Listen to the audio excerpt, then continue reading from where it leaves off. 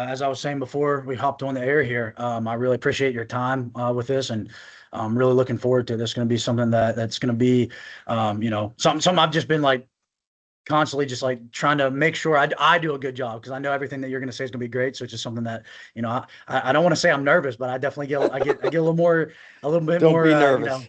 Not with me. antsy about this. So, just obviously, I think, I've been in the strength coach world now for, I think I'm 12 years in. But I do got a lot of young coaches. I think I need to probably do a better job of letting them know who, our Sure. forefathers and stuff are in this world. And I think some of them do, and some of them need to continue to get better at that. But just for the sake of making sure that we give a chance for you to give a background. Obviously, like, they should be aware of the Underground Strength Gym, the Strong Life podcast, something I've been a big fan of for a while. I know you have your private gym, the Underground Strength Gym. You also do some stuff in the high school sector. You've been writing articles for Elite FTS and your own stuff for years. Can you give us just, as short or as long of a background and Yeah. bio about you as you can? Yes. Started the underground strength gym out of my parents' house. So that would have been 2002, I think. By the way, Adam, is my mic coming through okay? Yep, you're good. Okay. I just want to make sure that, oh, yeah, it shows headset. I'm sorry. So I started out of my parents' house, those early 2000s. And then there was plenty of guys that came before me. We didn't really have places to buy much equipment from. And I remember if you saw somebody with bumper plates, you're like, he must be a god. You couldn't even find bumper plates. There was a few places to buy equipment from. And so in 2003, my wife and I bought our first house, and that was a year before we got married. And her uncles were our contractors, and so we had to gut the whole house, but we redid the two-car garage first, and that's where the gym went in. So it was like a private strength coach studio in a two-car garage, and then the backyard, and then there was an elementary school down the street. And so when I would start training athletes, it would usually start at 5 p.m. So the school was empty, and we could push my truck through the parking lot. We could sprint hills. They had a playground with monkey bars and parallel bars and picnic tables. And so my first YouTube video was in 2006. So if people want to go back about 20 years, they could see some of the training we did before I owned a warehouse gym, which I started in 2007. So for about 5 years, training out of garages and backyards. And as much as I wasn't as intelligent about training back then, we did great. We did great training. I had a bodybuilding background, which had me with a good understanding of technique, but I didn't know weightlifting technique. But back then, I was kind of one of the earlier adopters of kettlebell training. I got my first pair of kettlebells in 2003. And so we did my training was first influenced by Rocky, Rocky 2, 3, and 4. Okay. So people always wonder why I post Rocky films, because I love them. All the sprinting, jumping, training outdoors. Um, then the world's strongest man from the late 70s and early 80s, they had to build their equipment. And so that was a very, like, that just made sense to me. And in those early 2000s, we didn't have social media. You had you had like forums. So you had like websites like deepsquatter.com. Dragon Door was amazing, which unfortunately just shut down. They had a forum. There would be college coaches posting all their workouts every day. They'd be like, here's what we did with volleyball today. Here's what we did with football. Here's what I did with wrestling. They'd post everything. And then if you wanted to talk with somebody, you'd call them up. And, talking about podcasts, I remember purchasing a business program, a business product, and they sent me it looked like crap. I don't even, an iPod, it looked like. Okay. So it was like half the size of an iPhone, not even like a quarter of it. And it was like loaded with 50 interviews. And then sometimes there were strength coaches doing that. There was a guy, Ryan Lee, in the business world. He had a membership website. I was in that website. He could not post content fast enough. I listened to every audio interview possible and read every article. And that is how we learned. A lot of reading and a lot of kind of deep diving is what I like to call. So I feel like today, because people just scroll so much, you don't get the depth of learning. Those early 2000s, you would, spend 20 minutes reading an Elite FTS article. I printed out all of the Westside Barbell articles that Louis had on his website. They were from all the Powerlifting USA, as well as he would write about he would write about special strength training for athletes. And then I would call Louis every week and I would order equipment from him. So there was no short consumption of information. Everything was like a 45-minute phone call, an hour phone call, and reading long articles and books. I still, I had a bookshelf before. I didn't have bookshelves here. They were breaking, they were bending. I had to get my son, he was very handy, to reinforce the bookshelves. He had to cut wood and drill underneath it because I would still read. But back then, we just didn't have the distraction. So I think I was at an advantage to not just be scrolling through the phone all the time, because you don't learn that way. You pick up on ideas, and then if your mind is creative enough, you could implement them, but you don't really have a deep understanding of why you're doing what you're doing. And so I think learning today is different, and learning today is harder. And the other thing that I think was great, Adam, is if you were going to go learn from somebody, it was always hands-on. I mean, every seminar was show up, go through a workout, put your hands on the bar, do the exercises. I mean, I went to a training clinic. Do you remember Martin Rooney? Do you know who Martin Rooney is? Yeah, I know the name. I'm not sure why. Yeah, I know the name for sure. I know. Training for Warriors. So Martin was the lead coach at Parisi School, and then created Training for Warriors because he was training all these MMA fighters, the Gracie guys out of New York City. Yeah. And so he did a seminar with Juan Carlos Santana and Roddy Ferguson. Roddy was a Olympian in judo. Juan Carlos Santana was one of the early coaches for Perform Better. He had these amazing, he had VHS tapes. One was called Bodyweight something. I can't remember. And I bought them, and I would use his bodyweight training, and then I would go and run a clinic at a wrestling club and take them through bodyweight workouts from what I learned from Juan Carlos. But they did a seminar together, 2006 maybe, and we went there, and I remember doing a sled workout, competing against other guys. And then Martin had pro MMA fighters, a judo Olympian. They were going through barbell complexes. And so what did Martin do? Hey, this guy's a judo Olympian.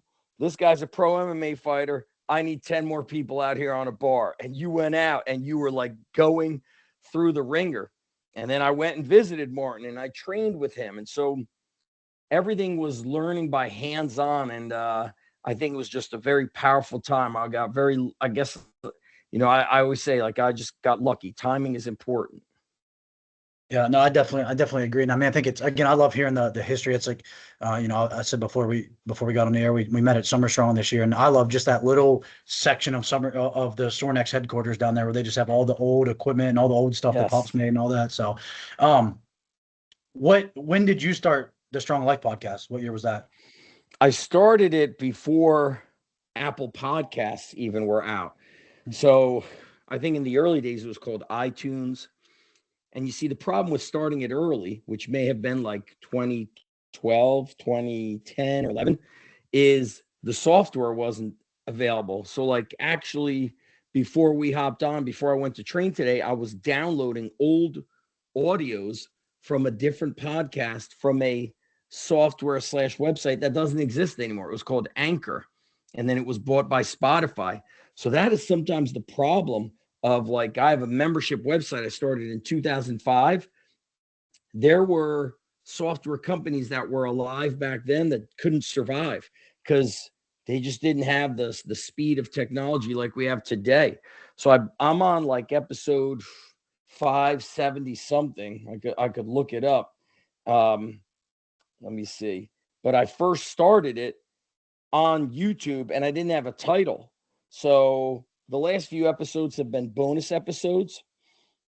I'm on like I've got like 570 something episodes here, and there's probably 20 to 30 bonus episodes, so 600 episodes. But I didn't even have a name for it, and that's like a lesson there for young coaches. Is my buddy talks about this. There's a book, I think it's called Fire, Ready, Aim. Rather than ready, aim, fire, just go and figure it out. And I remember doing my first podcast may have been Martin Rooney, then Eric Cressy. And I remember Martin, we were talking about it, and it was like the topic of training for life. He's like, that should be the name of your podcast, Training for Life. And I didn't even have an audio, but I was like, I got to get this started. It's okay for it to be imperfect. And what's interesting is at that time, Adam, I felt a little like imposter syndrome, because that was the beginning of people getting videographers for YouTube. And you started seeing these really nice videos, edited text, all this stuff. And then I was recording with a crappy iPhone. I couldn't edit. It just didn't look as good as these other people. Everybody was like shirtless, ripped, and like 250 pounds. And I was like, man, I just can't compete with that. That's not me. And I just kept staying the course. And, about 8, 9 years ago, I remember Craig Ballantyne telling me. Craig Ballantyne is a business coach, like a productivity coach. He was an early guy in the fitness industry, more for fitness, not so much strength training. But he said, Zach, if there was no internet and there was no money involved, he's like, you would be holding town hall meetings in the middle of, downtown Manasquan, teaching people how to get strong and how to, like live a strong life. And that reminded me of, I loved reading and still love reading books from before I was born, strength training books, physical culture books. And that reminds me of the mighty Adam, who was like a performing strongman in Coney Island, which is like Brooklyn, New York.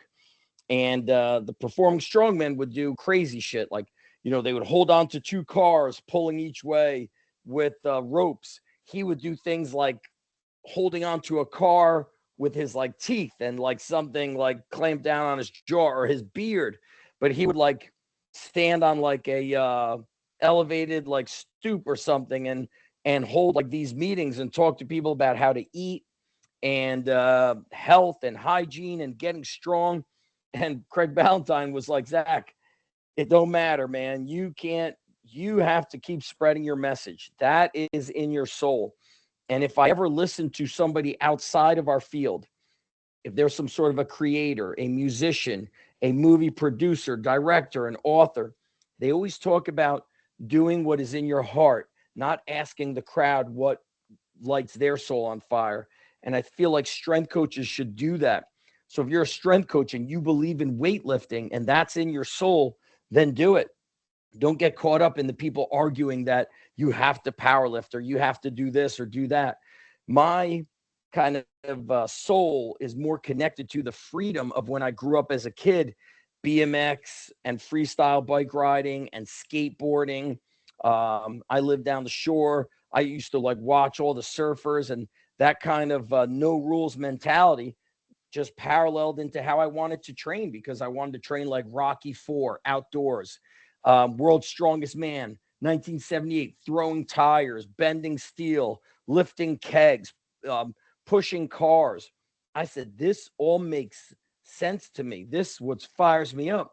So I took that passion and my belief and I applied it to how I trained the athletes. And so like even tomorrow is Friday in the summertime, I shut down the groups at the underground because we live in a beach town and the traffic gets crazy. But last Friday, I did a pop-up workout and they're like a no rules workout. And so I'm doing another one tomorrow. And so tomorrow when we train, I don't care if it's the perfect sets and reps. I don't care if we superset pull-ups with bicep curls.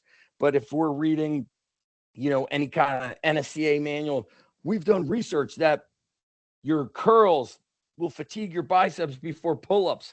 And then I think to myself, in a football game, when it's tough, there is no perfect rest. There's no perfect feeling. Same with wrestling. Same with if I'm a downhill skier and I'm waiting at the top of the mountain and it's friggin' negative 15 degrees or more because of the wind chill. that's not a perfect environment. And so I like to have some training that is imperfect, and it works at the right place and the right time with the right people. So imperfect training is not what I'm going to use for, a beginner going through introductory training.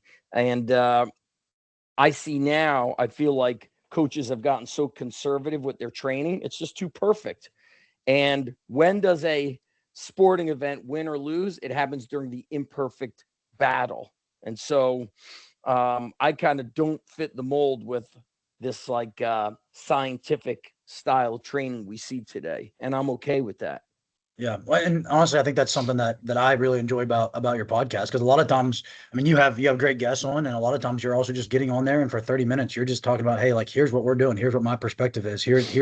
here's some people that have had success, like, here's a dad and his son wrestles, and this is how we helped him. Like, I enjoy just hearing that side of it, because I mean, I definitely fall victim of that at times, of like trying to have not only the perfect program, but like, balancing out still having hard training, but making sure that it's scientifically sound, when sometimes it's like, yeah, but the science doesn't even really exist sometimes for what we're even trying to do.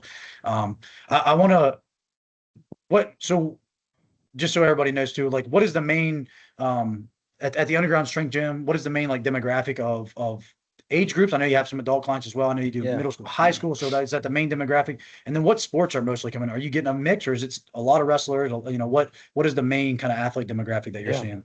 In the early days of the underground, tons of wrestlers, and people still know us for wrestling, probably because that was my background, wrestling. We now have, I'd have to look and see if we have more middle school than high school. It's pretty close. We're starting to get more girls training, which has been great. Sometimes they come because their brother is already training with us. So a lot of middle school and high school. High school kids are becoming so busy because of club sports. I mean, there's even club sports happening while they're in their high school season. So we train a lot of baseball players. We have hockey players, girls, a lot of soccer and lacrosse. We still have a lot of wrestlers. We don't get as many football players, especially in high school. I think they're kind of stuck in their high school weight room. And I'm not sure really where those kids go, but we don't see as many high school football players as we once did. And we don't see as many, multi-sport athletes as like a dying thing. I mean, we have in the summertime, people move to this area because it's a beach town. And so we have a kid that's here for 2 weeks who's a 10-year-old who just plays hockey all year round. And, it's like could be August and they're playing hockey. And it's kind of crazy. We think that people are consuming our information about the power of being a multi-sport athlete at least until like age 15, but the parents don't seem to be reading it or looking or even caring about it. So if I'm like thinking of the athletes, wrestling, a lot of baseball, my son plays baseball, my daughter plays tennis, not too many tennis players. We've got hockey, I've said hockey. And then we have some unique sports because we have kids at private school. So rugby, got a couple kids playing rugby, and a lot of lacrosse players. And I think our training, I'm talking about science. I've seen a lot because I've been coaching through my private business for about 25 years now, since '02. But my first coaching job was 1995. So I've really seen the de-evolution of the athlete, and things I talk about a lot that would be really interesting for your listeners, especially if they're younger, is, when you're getting a kid at the college level, you're getting a kid with a lot of mileage on his or her body through sport. And so I look at that. If you're training girls soccer, you're looking at a girl that's played all year round. So soccer in the fall, that's the high school season. Winter is in season. Winter is indoors. They call it futsal. Springtime is travel soccer. Now it's July. So they're now starting their preseason training with their high school, and they're still in club. So that's soccer on top of soccer.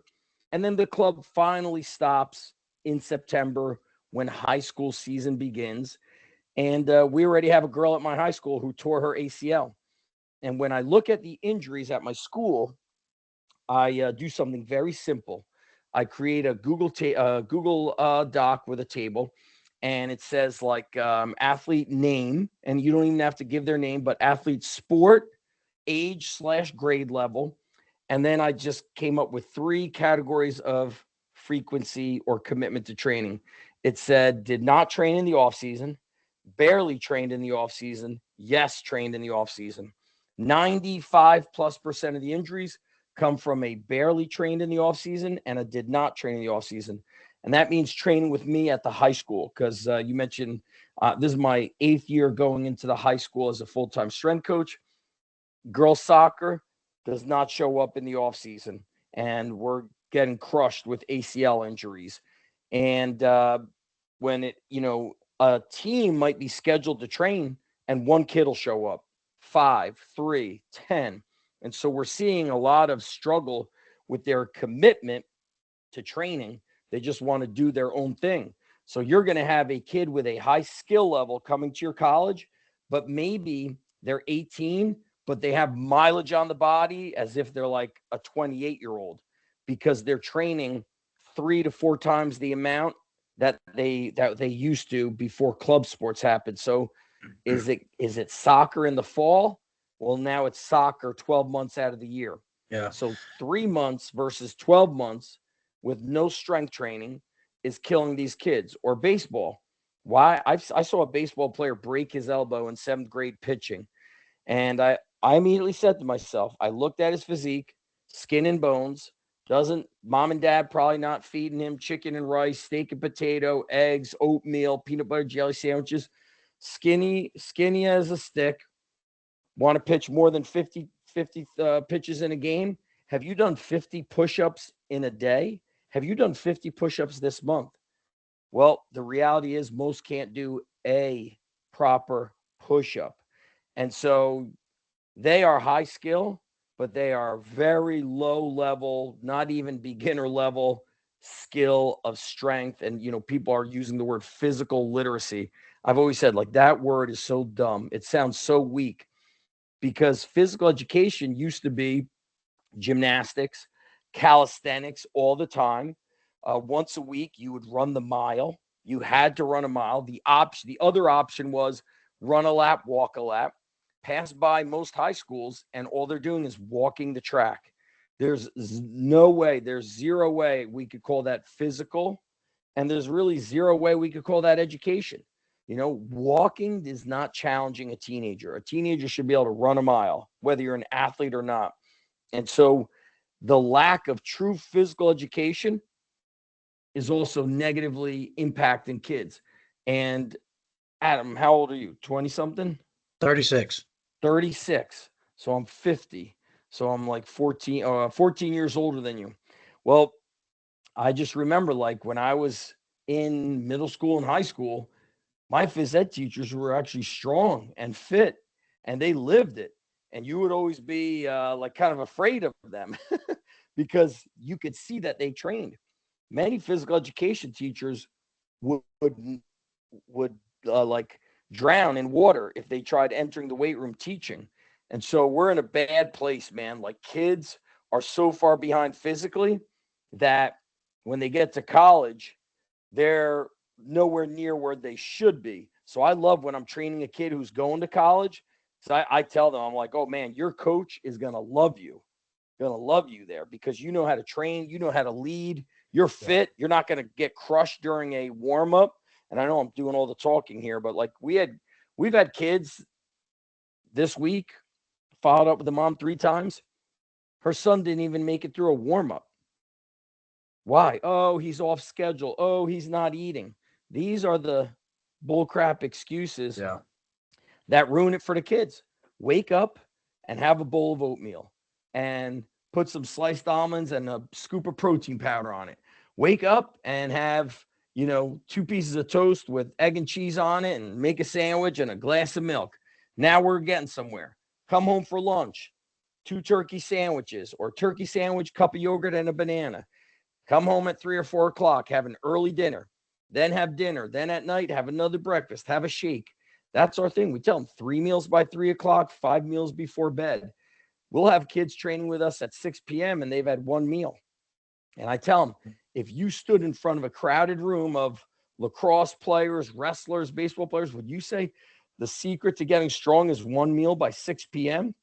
And so we're in a strange world. And that's why I really favor getting back to the basics. Herschel Walker style calisthenics, jumping rope, sprinting hills, lots of different carries, not just farmer walks, one arm carries, sandbag carries, heavy medicine ball carries, building a base of general physical preparation that's going to boost their athleticism. And then I could start implementing more advanced concepts like jump training, whether it's box jumps, touch and go jumps from the hurdles, being able to do eccentric lifts, which help with tendon health, tendon strength, which help with change of direction. If you could do an eccentric squat, I'm improving your ability to put on the brakes and cut and change directions on the field. And so I will look at, Mike Boyle said the buckets are being filled. What bucket is being overfilled with an athlete? Skill work. So I'm not trying to add more sports specific work in a weight room. And the reality is a lot of coaches in the private sector do that because it sells, but it's not what is best for the kids. That's kind of a professional, in my opinion, it's like a bit unethical, or maybe they're just uneducated. Yeah, I mean, well, it's interesting you say that because I actually just earlier today I had we have a new soccer coach at our university, and he's doing a great job of trying to get the girls to be more accountable over the summer. Because at the Division II level, the biggest flaw in the entire system is our kids will come in and bust their butt, September till soccer comes in August until May, and then they go home for 3 months, and we can't really technically we can't like Correct. hold that against them, right? We can't hold it against them. So we use Train Heroic, and I'm able to see what the girls are logging and what the guys are logging. I have the same issue with our volleyball players, our football players, especially those fall sport kids, because they come in and they have like 3 weeks to get ready to play a football game, 2 weeks to get ready to play a volleyball match, 2 weeks to get ready to play a soccer game. Like it's not in the best interest of the athletes to not be able to hold them more accountable. And I was talking to the girls earlier today about how the summer is like, you just wasted 9 months if you don't do anything over the summer. You wasted the last 9 months. And, I also just got a text message from one of our former baseball players, great kid, hardworking kid, and he's helping at his high school back home in Southern West Virginia. And he messaged me yesterday. He's like, hey, like, what should high school weight room training look like? What should that be? How different is it than college? And, I kind of gave him that response. And then I said, the biggest thing is it needs to be year round. And he messaged me back. He's like, I've already had an argument with our head coach. He does not believe in year-round training. I said, in training in season. I said, well, then your head coach doesn't have the best interest of your student athletes in mind. I was like, that's just a straight up, like, that is absolutely just negligent, like, mentality. Like, that makes no sense. It's 2026. And I always say, why are we explaining to sport coaches that you need to strength train year round? Even in season, once a week is 100% more than zero. And when you mentioned football, I am really in shock that in one of the most dangerous sports in the world, there are athletes opting to do nothing in quote unquote preparation for a sport that has paralyzed people. And, my buddy John Wellborn always says this. He played in the NFL for about 10 years.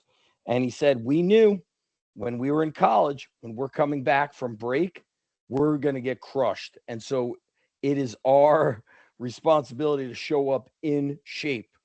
And so if I'm 16 years older than you, about 16 years ago, there was an incident at University of Iowa where I think like 4 or 5 or 6 football players were hospitalized from a workout returning from winter break. And John Wellborn back then had a CrossFit gym when CrossFit was in like its heyday. And I don't know what the workout was. It may have been 5 sets of 10 reps, squat your body weight, superset with like a prowler push. I could be wrong. It was something with squats and sprints or prowler sprints. And he said, man, I don't know why guys are getting hospitalized when like we've done similar workouts with stay-at-home moms. And it goes to show you, like, if I have a 3-week break or 4 weeks and I go home for winter break and I just eat like shit, I'm waking up at 12 noon, 1 p.m., I'm having dinner only, I'm not lifting, you're going back in a very bad place. And so now coaches cannot drop the hammer when kids come back because kids have died. Kids have died in these workouts. They've been hospitalized. And so everything has to be like a return to play protocol. So, all right, guys are coming back from break.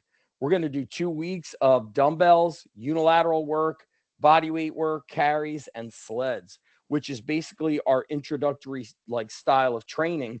We do like a lot of sleds, carries, and calisthenics, one arm carries with kettlebells, push ups, recline row, pull ups, Bulgarian split squats, dumbbell bench, chest support row, walking lunges, carries. That stuff's hard, but I'm not bringing or in the fall, kid comes back from school, we're not crushing them because you can kill a kid.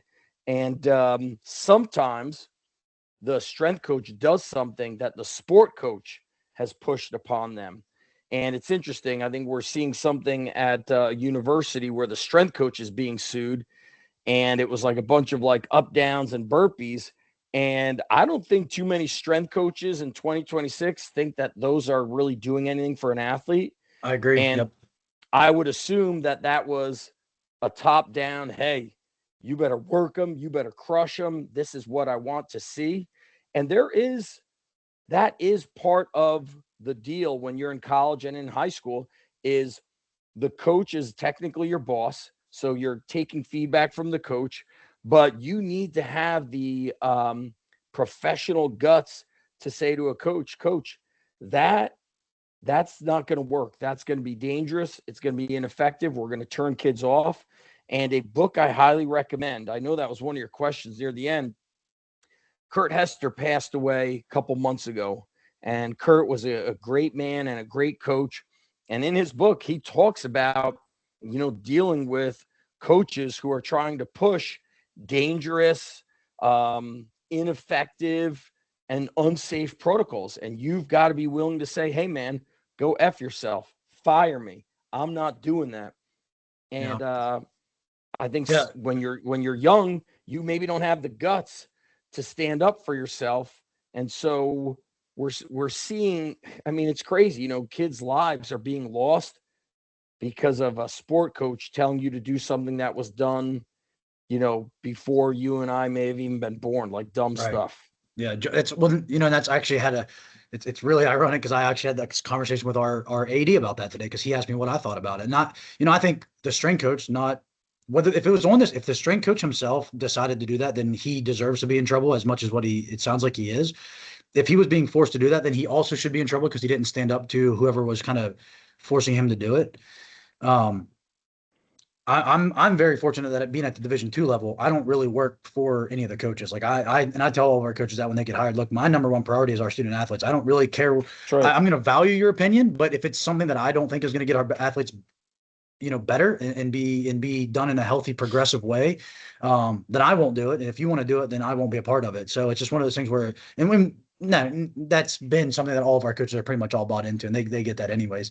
Um, I wanted to ask, you mentioned this earlier, and about passion. You mentioned something about like something that lights your soul on fire. We talk about passion at Fairmont.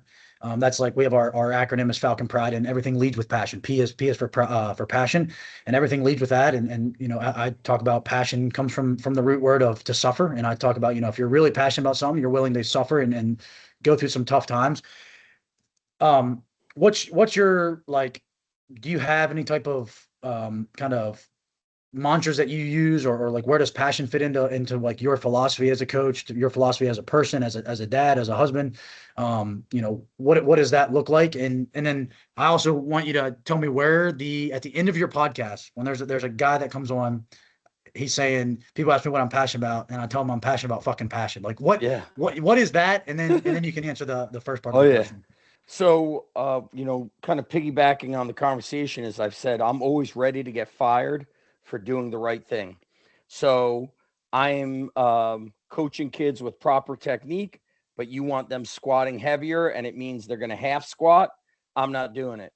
I want them benching with proper technique, and you want them back bridging and make it happen anyway. I'm not doing it. Okay, it's stupid. It's unsafe. I want nothing to do with that. For me, I'm not sure you could teach passion. I became passionate about strength training and really bodybuilding when I was 13. And for me, my passion and my Soul is just connected to strength, strength training, lifting of weights, seeing what the body is capable of. And I love it.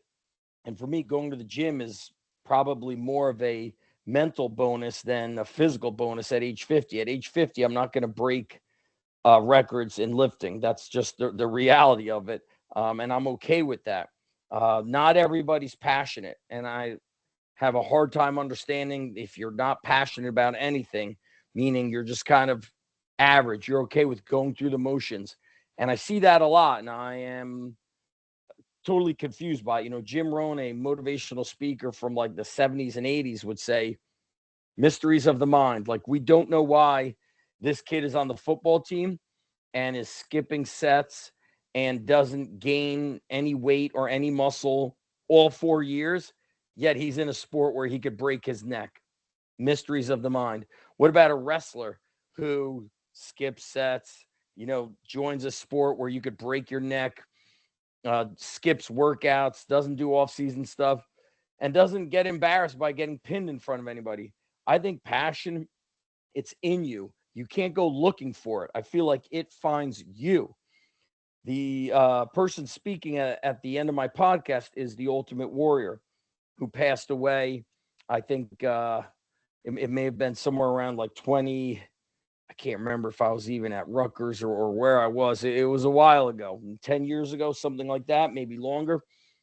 Ultimate Warrior and I worked together. He came and spoke at my first ever underground strength conference, and we connected, through the internet, but also from that video.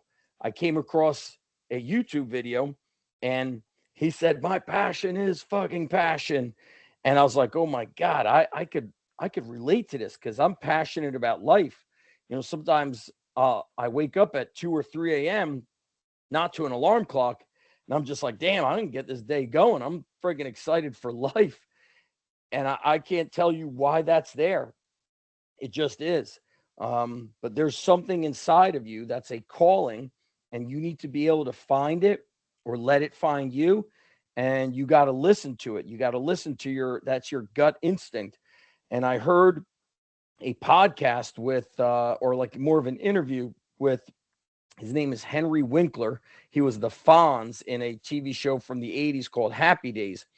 And somebody asked him a question about, hey, what mistakes have you made out here in Hollywood? And he said, anytime I denied my gut instincts, it, it followed up with a 2x4 to the face. Not literally, but just figuratively speaking, it came back to bite him. And so you have to listen to your gut instincts. You got to trust what you are passionate about. What I try to teach the kids more is, why are you training, especially really at the high school level? You know, at the underground strength gym, we have parents paying for their kids to be there. Those kids want to be there. We have a very unique culture that you cannot survive in that gym if you're not fired up to be there. You're going to basically remove yourself. You'll stop showing up little by little. And then your mom or dad will email and say that you got too busy. But the reality is, it's hard. Everybody's fired up in there. And if you're not fired up, you hate it because you're working hard and you don't like the work. For passionate people, we don't look at the work as some sort of suffering or some sort of struggle. We're excited by it. We're chasing the work. Our soul is lit on fire and fired up for the work. And the Ultimate Warrior believed in that, and he wanted to help people, but his struggle was, his double-edged sword was, he believed that people should be able to help themselves. And so it was a struggle for him. He wanted to see them winning and succeeding and being strong and fit and healthy and crushing it in life.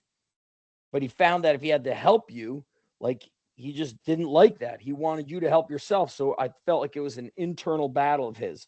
So whenever him and I would speak on the phone, which was very often, sometimes every other day, we spoke about our passion for family, our kids. Always spoke about our kids.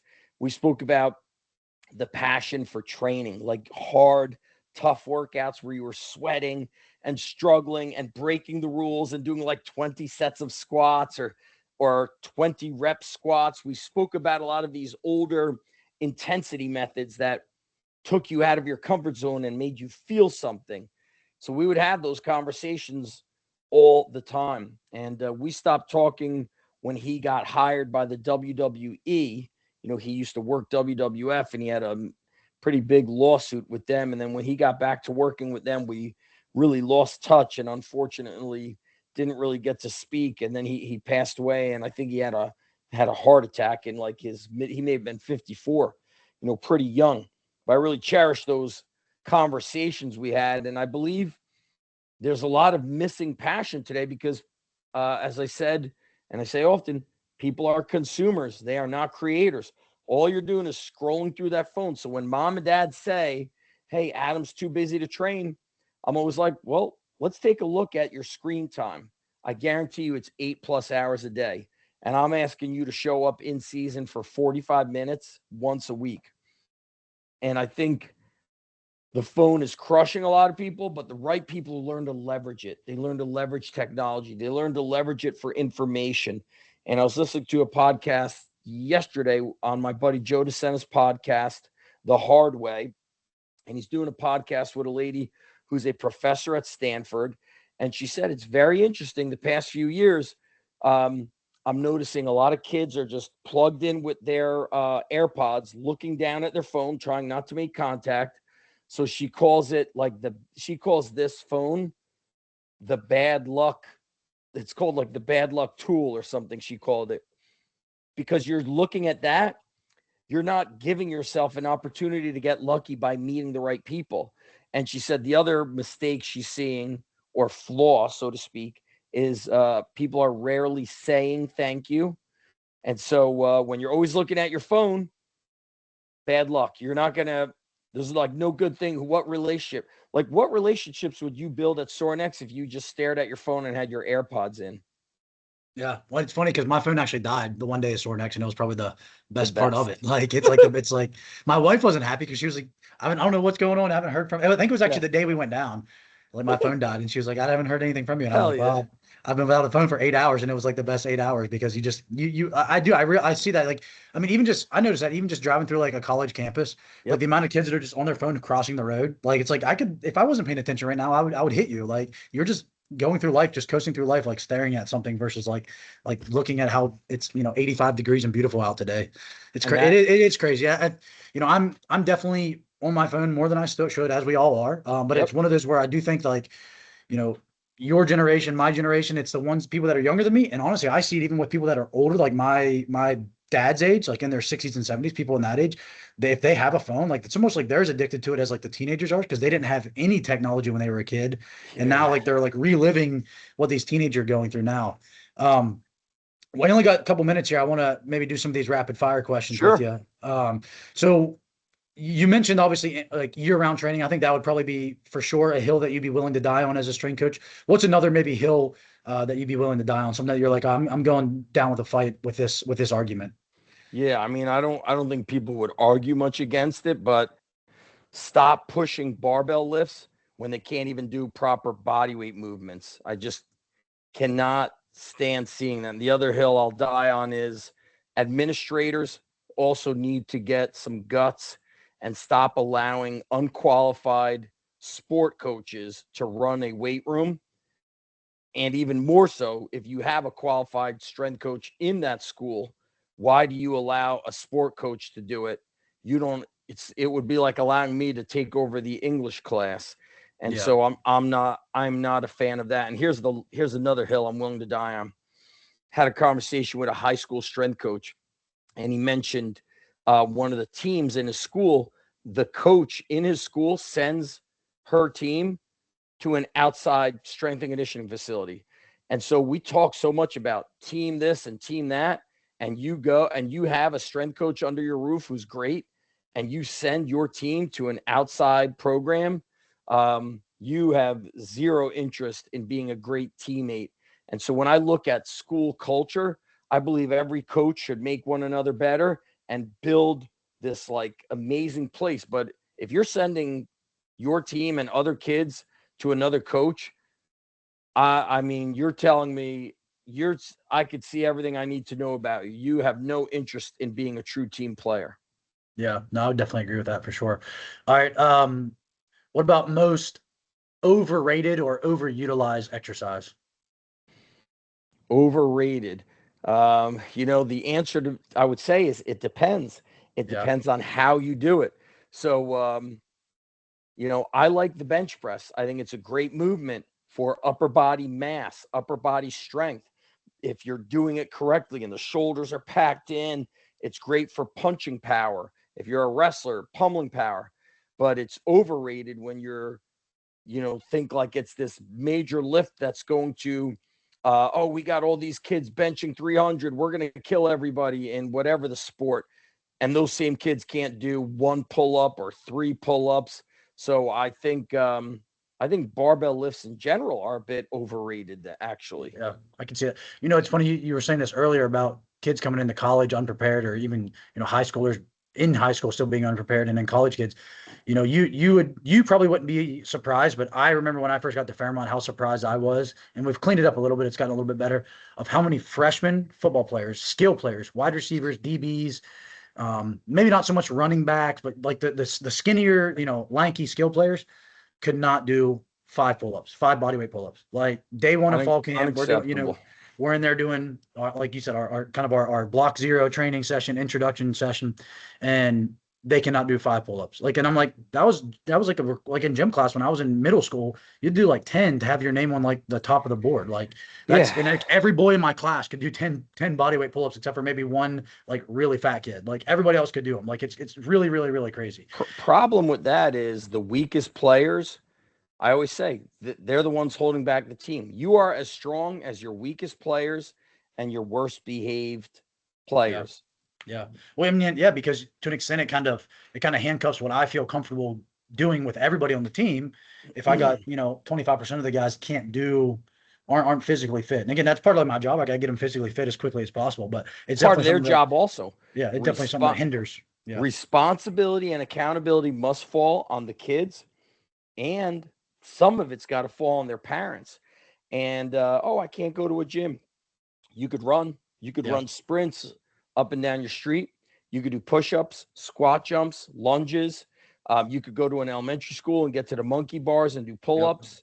Yep. You could push your truck. I mean, that's all the opportunity. You could push a car. You could go to an empty parking lot. You could go behind a shopping center. Shopping centers are dead now. You could go to any mall and there's plenty of room to push a car around. Yeah. So we can train. And yes, the responsibility is on us to get them better. But once the season starts, now a lot of that energy or majority of the energy goes to the sport. And if you didn't do your job in the off season, that's accountability and responsibility falls on the athlete. Yeah. No, I agree. What about underrated exercise? Maybe something that people aren't doing, like maybe, has kind of fallen by the wayside exercises, or something that you just feel like people aren't utilizing enough of, or doing as Sure. often as they should be. I don't see enough carries of all types. I see when I'm looking at like college weight rooms, I'm only getting like a snippet of it. So I see a lot happening in the squat rack and then right outside the squat rack, but I'm looking to see more movement. So I love sleds, carries, and all kinds of body weight movements. And under the body weight movement umbrella, I'm talking about jumping, sprinting. I would love to see jumping rope happening more often. And so, especially with like big football players, linemen, sled push, sled pull, lateral forwards, backwards, jumping. And I love seeing med ball throws. I feel like we see a lot of med ball throwing in baseball. We see a lot of rotational work with baseball. Football, we see a lot of squat, bench, clean, dumbbell bench, dumbbell row. But I want to see some sprinting. I want to see some sleds. I want to see some reactive sled drills. Push a sled 10 feet and then wait till you hear it, and then when you hear me say right, left, let it go and cut and sprint out. You might see some of that jumping with guys like Joey Guaracio, who's at Tulsa. Tulsa. Yeah, he Yep. was at Florida Atlantic before. And you know what? I really think like we get a little too caught up. Oh, the skill guys should jump. Get your big guys jumping too. Skill guys, let's get them carrying because they got to build durability. So they have to withstand impact of getting tackled. So don't get too caught up in being ultra specific with their position.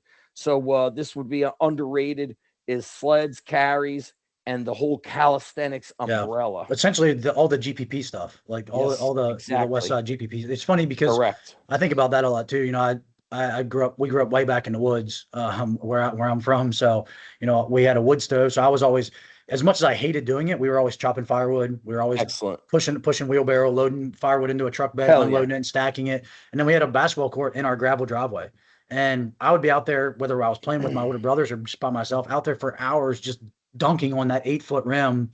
And I don't ever remember getting like patellar tendonitis ever until I was like 34 years old. So Yeah. I think there's just a level. You mentioned jumping rope, and that's what made me think about that. Like there's just an aspect of like you got kids coming to college with patellar tendonitis already, and it's like, how do you Dude, have patellar tendonitis? we Like, got high school kids who like can't do a squat, a body weight squat. Oh, you played volleyball in the fall, then you played basketball, and in the off season of basketball, you played travel basketball. So all you're doing is sprinting, jumping, putting on the brakes, but you do no strength training. yeah, And so I'm not a fan of doing leg extensions, but I can't tell you how many kids I had doing heavy ISO leg extension holds because they couldn't squat. Okay. I tried doing eccentric squats, eccentric split squats. Dude, their knees were killing them. I had to teach them body tempering using fat bells, things that I never learned like until I became like an experienced strength coach. Body yeah, tempering is a fairly new thing. Also, I'll say this, like Donnie Thompson, every coach should be finding his older YouTube videos. He doesn't really use YouTube as much, but tremendous content with shoulder health, body tempering, getting strong. He always says, think outside the rack, bro, because you get so married to the squat rack. That's what I'm talking about. Are you carrying things? Are you jumping? We don't see kettlebells used much in the college sector or fat bells. I believe like linemen and wrestlers, let's see some, kettlebell snatches, some double clean and press. Those lifts are amazing. When I met Coach Ethan Reeve, when he was a football strength coach at Wake Forest, 2009, his weight room was a training hall. So they had Iron Mind squat stands, and then they had 3 kettlebells. Back then, those were the only sizes, 35, 53, 70. There was 3 kettlebells next to each squat rack, and then they had pull-up bars, dip bars, and all these adjustable handles. So when they were training, he'd have videos of the Iron Mind training halls going on. So his guys would do cleans and front squats and snatch and push press and clean press. And then they would do jumping and pull-ups and dips. And then if they were, finishing a workout, they would do the sled pushes on the football field. Do you guys have those mass kill sleds? They were made by Rogers. What's the football strength equipment company? yeah. Rogers. Rogers. No, we have some rogue dog sleds. That's all we. The mass kill sleds are those. They look like a bunch of guys stand on them. They're like made of wood. Oh yeah, yeah, yeah. They're I know what you're talking old. about. Yep, That yep. was so those guys would be pushing sleds. So he did a lot of GPP and power endurance work with them. But it's funny, like he didn't have squat cages. He had squat stands. Yeah. It's funny you say that. When I was with the Rockies, 2018, 19, 20, 2000, yeah, 18, 19, 20, right before COVID. The Rockies they didn't have power racks in their weight room either. Everything was like a rack, a squat stand, and Yes. everything was like front rack. We were doing a lot of split squats, a lot of reverse lunges, things Yes. like that. So, and which was pretty cool because in pro baseball at that time, people were afraid to train heavy. That's one thing I loved about Dude, God being with, forbid you see a baseball yeah. player do a front rack. You know They what's interesting? My buddy Craig Fitzgerald, when he was at Penn State was getting a new weight room. So they took squat stands and bars and bumpers, and that's all they had. And they took them out to, I think they had a parking deck. So they had a roof over them. He's like, those were the best training sessions. And one year we were getting in our high school weight room new turf, and the bubble was getting resurfaced. So we took all the dumbbells to storage. We took dumbbells up to 75. We took all the kettlebells. We took all the bumper plates. And so we had trap bars, straight bars, and we trained outside, and we called it like prison training. So if you wanted to front squat, you had to clean it. If you wanted to zercher squat, 2 guys handed it to you. To do floor pressing, because there was no benches, 1 guy would sumo deadlift it to you. Then we did trap bar farmer walks. We did kettlebell carries uphill. We did relay races of tire flips. We did, for our arm work, was just like putting bumpers on there and doing power curls and overhead triceps and lots of push-ups. And that was one of our best seasons. We had tough, strong, physical, and healthy kids, and we didn't have a weight room. Yeah, no, And that's awesome. it was the best. And when it rained, I took them inside the school in the gymnasium. We did movement.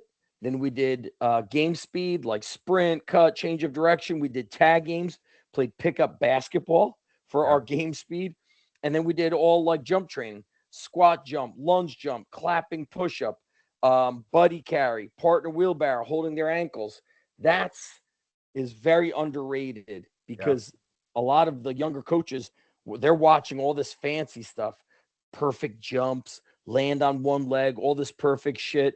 You got to go and find some of the older bodyweight gymnastics inspired training to get these kids strong and athletic and durable. Yeah. I mean, it's funny. You mentioned two things there, the gymnastic stuff. I mean, something that we do in the spring a lot with our football guys. We don't do it as much in season, which maybe we should. But in season, we do a lot of like tumbling, cartwheels. Yes. And what one of my favorite things, it's kind of my least favorite and my favorite thing is, the least favorite thing is seeing skill players that can't do a cartwheel. But then my favorite thing is seeing like a 300-pound defensive lineman do a perfect cartwheel. Like it's one of those things where it's crazy, but guys they don't know how to front roll. They don't know how to back roll. They don't do basic tumbling, bear crawl, like a good, slow, controlled,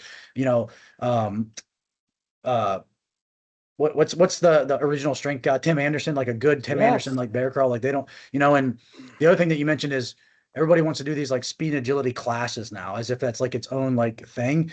What happened to just playing like tag and like, smear the, like Adam, when we were kids, like that was like the agility training when I was a kid, was literally tackled the guy with the ball and he tried to get away from everybody kill the man else. with the ball, which also that was your contact prep. You were learning how to make contact. So what's interesting today is we do a lot of middle school athletes. We have local football kids, and sometimes the dads and the coaches say, man, they're afraid to put hands on each other. I go, they got to get involved in wrestling. You have to cross train them, and you got to do contact prep. So we do arm wrestling, and I remember trying to get the kids to arm wrestle, and the kids like grabbed each other's hands like this. They didn't know how to like arm wrestle. And I said, whoa, when did I start doing push-ups?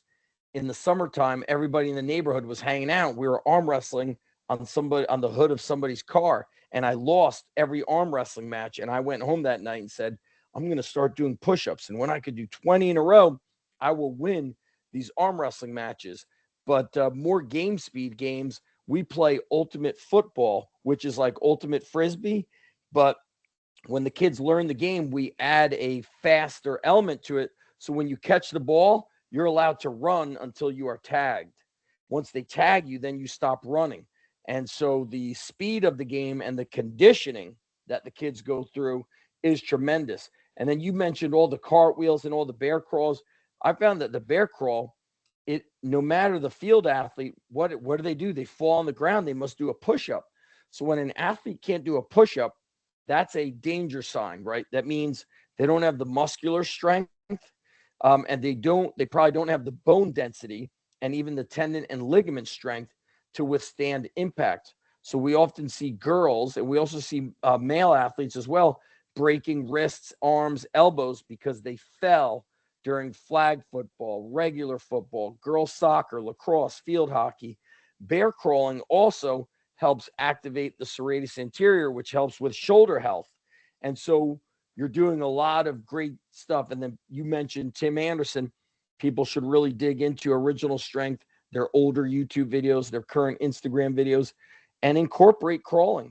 I even sometimes say, oh my God, I forgot we should be crawling more, because it builds shoulder stability, elbows, and it's friggin' hard. It teaches the body also to work as a unit. Yeah, trunk stability. I mean, that's one thing. You get down and do a really slow, controlled bear crawl, you don't realize how much you feel it in like your abs and your obliques, your low back. Like it's one of those things. Like it doesn't look like it should be as hard as what it is. All right, last question or two here. If you could have dinner with like somebody, it doesn't even have to be a strength coach, some mentor or somebody that you, and maybe you've already met them, maybe they're dead, maybe they're still alive.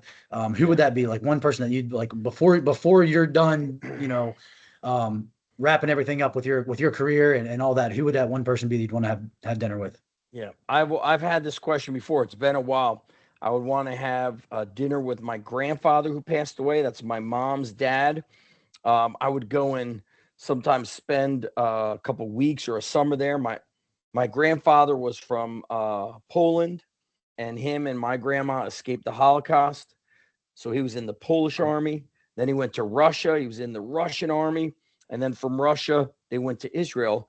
And when he was in Israel, he was in the early days IDF. It's just called the Israeli army. So he was in 3 armies, escaped the Holocaust. And last time I was in Israel was like 25 years ago.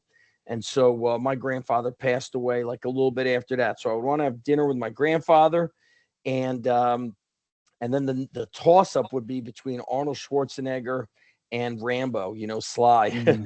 because I grew up on their movies, and just seeing the it's amazing the impact that Rocky still has on people. And Arnold, just like this constant, relentless pursuit of excellence, always creating, always evolving, handling the ups and downs and being unfazed through it. Those 2 guys are great. And a big business impact for me is Gary Vaynerchuk. Man, I would love to get a better insight into growing my business from a guy like that, because Yeah. I feel like I just can't keep up with the changes of the world, and he's just a genius. And so one thing I'll say is, for the coaches out there listening, your network is very powerful. It's very important. This is why sometimes you might be a greater skilled strength coach, but somebody has a better network than you, they're going to get hired.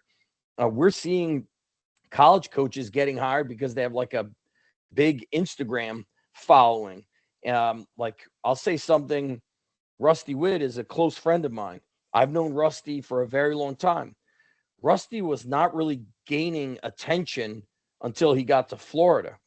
Rusty did not suddenly become this amazing strength coach the past half year, but because he's at a bigger school, now they think he's better.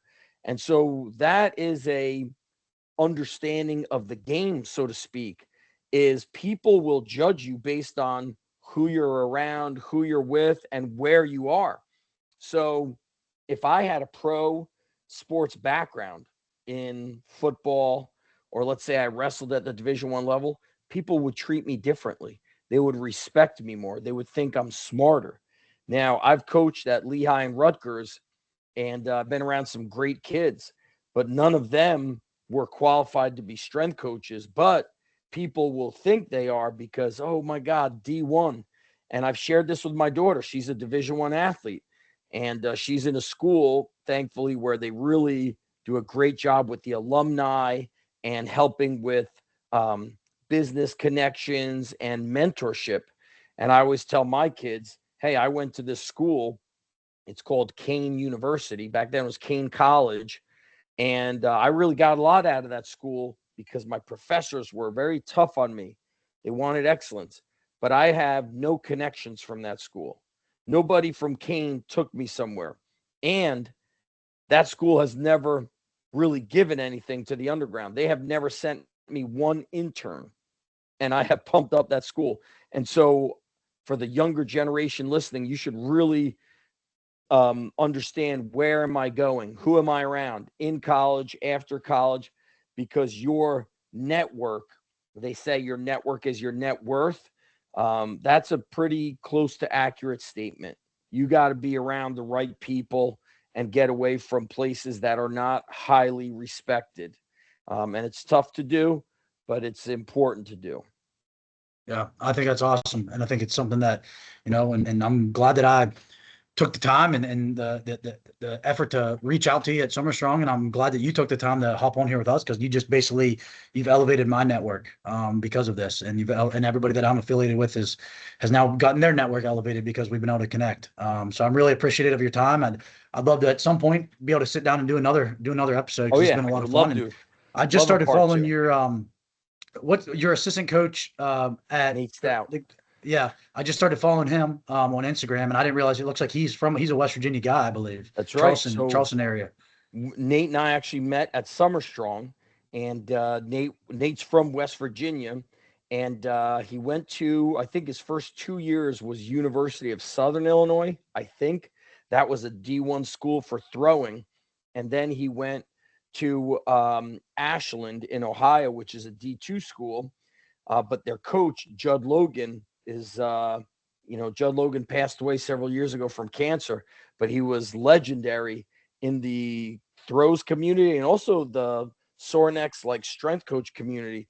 And so Nate learned so much from him. And Judd Logan had a saying of like, be a light giver. And so Nate is very passionate. And so he fit the mold of working under Judd Logan, and we work very good together. He's passionate about strength. And so he's the only coach I've ever hired that never had to go through an internship. He did have to come and learn the system, but we make each other better. And I give him a ton of freedom. I'm never like, Nate, it goes like this and you do this, because a great coach has to evolve, not just on their own, but in each group. And even within the group, you're a different coach to this kid who's in high school versus this kid who's maybe in high school, but only here for it's their first or second week. And so he is a tremendous coach, but he also took pieces of all his mentors, which he had since he was a teenager in West Virginia. He trained at a very old school gym.